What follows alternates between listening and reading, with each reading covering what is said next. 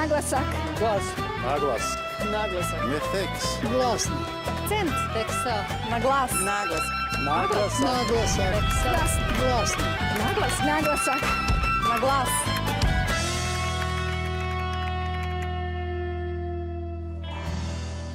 Dobar dan, dobrodošli v 60. oddaji Na glas.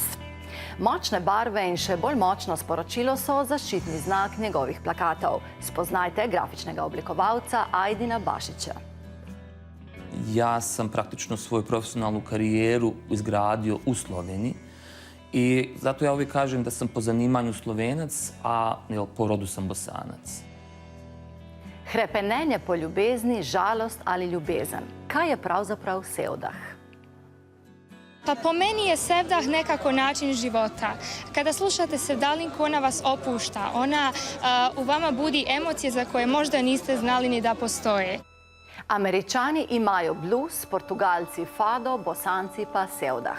Med tistimi, ki jim je sevdah rešil življenje, je tudi naša današnja gostja Majda Džinić-Poljak, ki je sevdalinke v 90-ih pela po begunskih centrih po Sloveniji.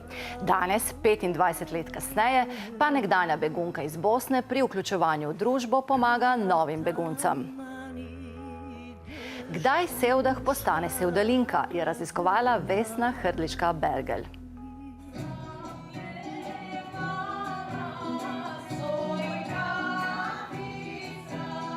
To je samo jedna od pjesama Sevdalinki koja je ponijela publiku na 10. jubilarnoj večeri Sevdaha u Ljubljani. Večer je organiziralo društvo koje u imenu nosi Sevdah. Što je zapravo Sevdah? Sevdah u Bosni i Hercegovini kao što je u Sloveniji Avseniki. Pjesma koja je naša identiteta. Sevdah je ljubav. Čežnja. Sandra Ponjević sa Sevdahom se susrela još kao djevojčica. Sevdah je sve što lijepo čovjek osjeća u sebi i sevdah je nešto što sam prepoznala rano u mom djetinjstvu. Pojam Sevdah znači čežnju, ljubavni žar ili ljubavni jad. Izražava se kroz pjesmu Sevdalinku koja je urbanog porijekla, a u Bosnu je stigla prije 500-tinjak godina. Pjesma Sevdalinka je u stvari pjesma ljubavi i pjesma žalosti. To je jedna mješavina koja prezentira stanje duha čovjeka. Evo, ova današnja priredba je dokaz koliko je Sevdah popularan u Sloveniji. Zilhat Džananović je objavio Sevdalinku u srcu. Svojevrstan glazbeni udžbenik za Sevdalinku namijenjen prije svega mladima da bi im Sevdah lakše ušao u krv. Ako ćemo gledati u srž Sevdaha, to je saz. Znači, to je došlo sa Osmanlima, s Turcima, oni su to donijeli sa sobom i to se na tim našim područjima Bosne i Hercegovine i okoline nekako primilo i to je osnova. Međutim, kako se razvijalo sve to skupa, naravno dolazili su sa strana drugi instrumenti, među kojima i harmonika. Taj pitomi zvuk harmonike se je tu jednostavno našlo svoje mjesto i on prednjači, naravno. Širenjem Sevdaha širili su se i utjecaji. Tradicionalnom zvuku su se pridružile violine, klarineti i drugi instrumenti i orkestri. Nastao je moderan ili novi Sevdah kakvog njeguje, na primjer, Damir Imamović. Sevdah je, međutim, više od glazbe. Po meni je sevdah nekako način života. Kada slušate sevdalinku, ona vas opušta. Ona u vama budi emocije za koje možda niste znali ni da postoje. To je takva muzika, nekoga podsjeća na portugalski fado, nekoga asocira na američki blues. Sarajka Alma Subašić sa Sevdahom je proputovala zapadnu Europu i Ameriku, nastupajući u najvećim dvoranama prijestolnica zemalja, u kojima, kao i u Ljubljani, mnogi rado slušaju Sevdalinku. Naši ljudi koji pamte kako se nekad živjelo kažu da se jako lijepo živjelo. Uz kafu, uz saz, uz harmoniku, sve onako polagano. Sevdah je i nostalgija za domom, jedinstven, originalan i autohton, kao što je i Bosna i Hercegovina. Moja gostja je svetovalka za integracijo u azilnem domu u Ljubljani in pevka skupine Taman Majda Džinić-Poljak. Majda, dobar dan, dobrodošli. Bolje vas našla. Čuli smo u prilogu Sevdah je veza sa domom, nostalgija, ali i način da se prebrodi nostalgija. Kako je vama Sevdah spasao život 90. godina u Sloveniji? Kao da je cijela vječnost prošla od tada. Prošlo je 25 godina, znači u tim tijesnim malim izbjegličkim sobicama u centru Ljubljane na Šmartinskoj, gdje čurlija omladina, kako da kažem, umjesto dotadašnjih EKV, Partibrekersa, Štulića i tako dalje, počeli smo da pjevušimo i sviruckamo te stare pjesme, sevdalinke. Znači, to je tradicija Bosne i Hercegovine. To svako od nas nosi u sebi, a ne? Sa tih sjela, prela, derneka, zabava na kojim smo to slušali kao mala djeca. I nekako je to krenulo spontano. Snimili smo u KUD-u France Prešernu u Ljubljani prvi CD koncertni. Nastupali par godina. Znači, na taj način smo nekako vidjeli neko svjetlo na kraju tunela, neku slamku spasa. Znači, to nam je bio nekako most do zavičaja, do naše domovine iz koje smo morali napustiti. Da, i na neki način mogućnost da ostanete normalni u tim teškim vremenima. Govorite sada o tom periodu grupe Dertum. Da. Šta se zapravo desilo sa grupom 95. godine? Ste se pomalo i osuli, neki su se vratili u Bosnu, neki otišli dalje? Da, nastupali smo, znači par godina, snimili smo 2 CD-a. Završetkom rata u Bosni, 3 se vratilo u Sarajevo. Dvojica kolega su otišli, jedan u Budimpeštu, jedan u Ženevu. Znači, tako nekako, kako je nastalo spontano, tako se nekako i prekinulo, ali dok je bilo, lijepo je bilo zaista. Te godine izbjeglištva su ostavile pečat na vama. Na tu temu ste i diplomirali na Fakultetu društvenih nauka u Ljubljani. Uređivali ste i časopis slovenske filantropije Begunski časi. Kako je sada sa tim izbjeglištvom, sa tim izbjegličkim iskustvom? Čitavo to vrijeme, znači moji 25 godina u Sloveniji, ja kažem ili sam sama izbjeglica ili radim sa tom populacijom, znači sve mi se veže na to. Znači bila sam izbjeglica 5-6 godina u centru zajedničkom, onda sam uređivala časopis Begunski časi, radila sam na izbjegličkoj televiziji. Sad sam, recimo, zadnje 2 godine radim kao savjetnica za integraciju za azilante, znači za ljude iz Iraka, Sirije, Afganistana. Znači, čitav moj život je nekako povezan s tim. U kojoj meri ta iskustva vam pomažu zapravo pri sadašnjem poslu? Pa da budem iskrena, na jedan način pomažu, na drugi odmažu. Znači, pomažu mi zato što se sama mogu nekako postaviti u kožu tih ljudi koji, znači, promijene sredinu, okolinu, koji su prisiljeni napustiti svoju kuću, svoju domovinu, novi jezik, nova kultura, običaj i ostalo. Ali u drugu ruku, recimo, kako da kažem, ne da mi odmaže, ali recimo znam često porediti svoju situaciju sa situacijom izbjeglica koji se danas nalaze u Sloveniji, što nije u redu. Znači, tih naših 5, 6, 8 godina izbjeglički u Sloveniji je bilo, ja kažem, nenormalnih. Mi smo imali za časnost zato čišće 8 godina, koje nam nije puno stvari omogućavalo. Ljudi koji dolaze sad, znači, imaju puno više šansi za normalan život. Ja kažem, ljudi koji odmah dobiju stalni boravak, znači kad dobiju status, dobiju stalni boravak, imaš mogućnost i liječenja, i školovanja, i zaposlenja i tako dalje.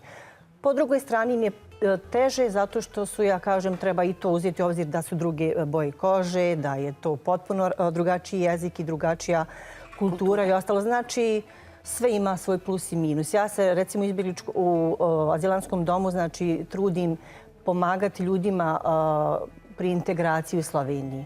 Naravno, u slučaju da je to Slovenija njihova ciljna država, što nije uvijek slučaj. Da, lakše je ukoliko žele da ostanu tu, ali to je relativno retko. Sve vreme zapravo gajite i pesmu, pevate sevdalinke. Pre 2 godine je oformljena i vaša sadašnja aktualna grupa Taman. Možete reći nešto o tome? Kako vrstu sevdaha? Da, pa bila je to duga pauza, ali na inicijativu mog prijatelja Mirze koji je rekao, sad nemaš više izgovora, sad je dijete veliko, nemaš više izgovora, ono posao, obaveze i ostalo. Našao mi je strašno dobre slavenačke muzičare koji su na neki način isto tako vezani na sevdah, koji ga osjećaju i koji ga vole.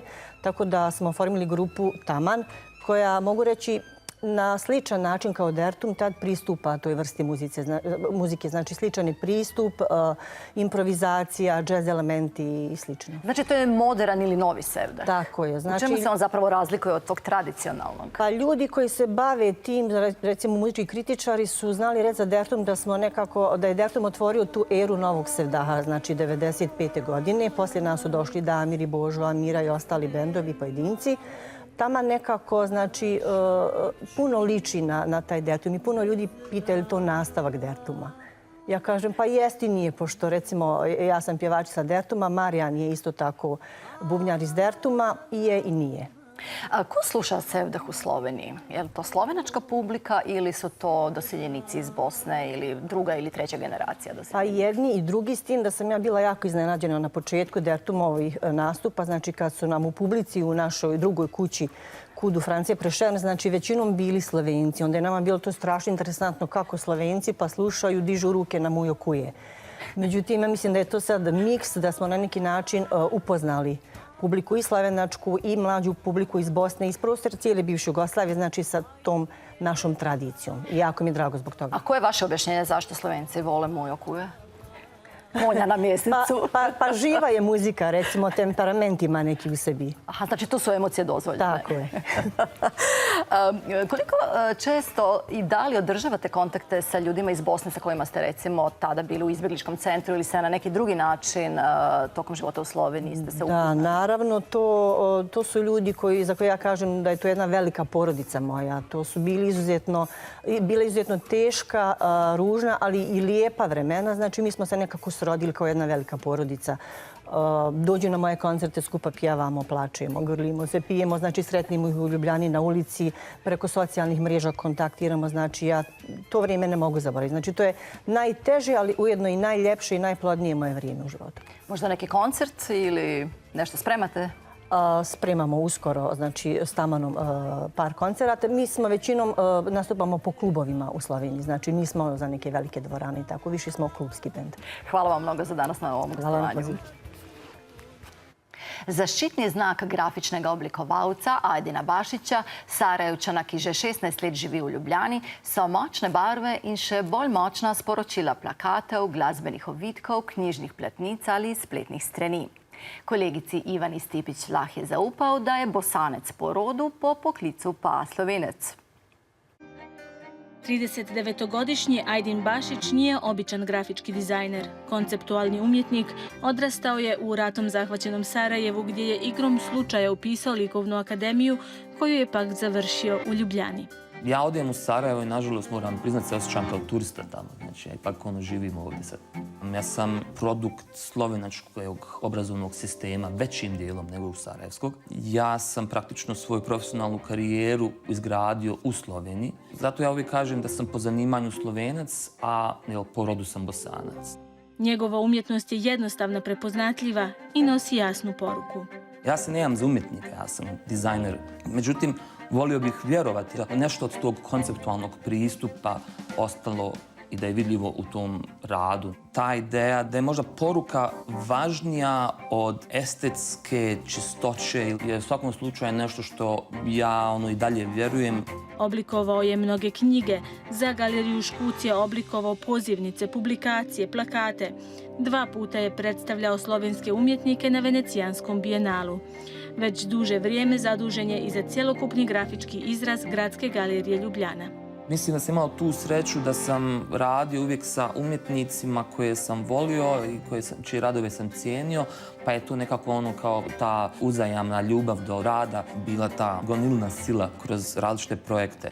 Surađuje sa mnogim umjetnicima, od Tadeja Pogačara i njegovog centra P74 do Damira Audića, za koga je dizajnirao omot albuma Mein Kapital. Sarajlija i Tuzlak ovih dana spremaju novo iznenađenje koje će predstaviti 19. oktobra na Metelkovoj.